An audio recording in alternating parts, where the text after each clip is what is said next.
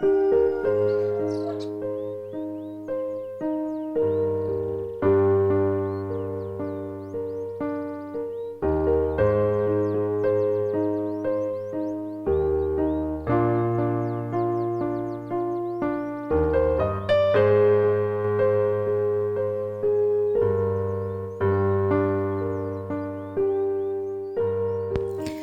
be like Jesus, nature offers messages of hope and comfort.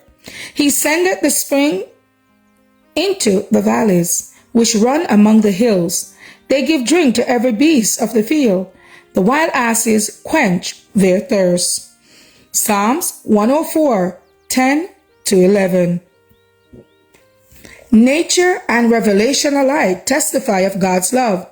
Our Father in heaven is the source of life, of wisdom, and of joy. Look at the wonderful and beautiful things of nature. Think of their marvelous adaptation to the needs and happiness, not only of human beings, but of all living creatures. The sunshine and the rain that gladden and refresh the earth, the hills, the seas, and plains, all speak to us of the Creator's love.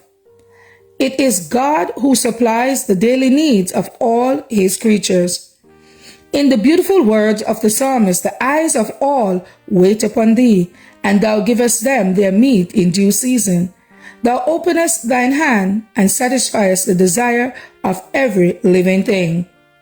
Psalms 145, 15 and 16.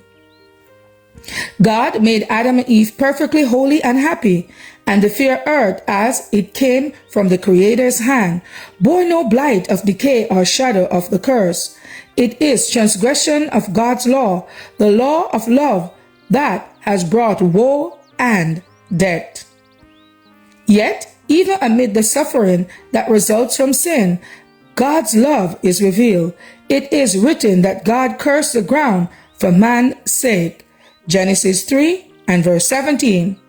The thorn and the thistle, the difficulties and trials that make life one of toil and care, were appointed for our good as a part of the training needful in God's plan for our uplifting from the ruin and degradation that sin has wrought.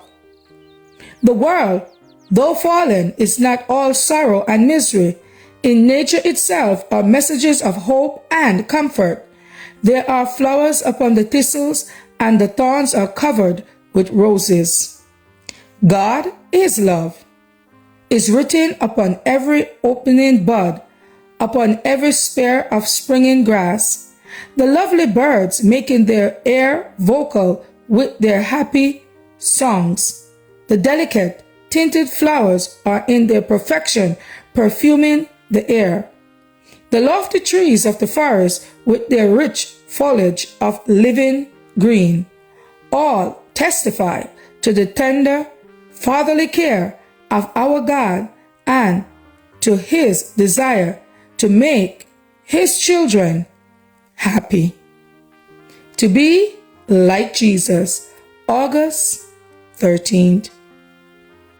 As for me and my house, we will serve the Lord. Thank you all for listening, and please join us once again tomorrow for your daily devotional reading. God bless.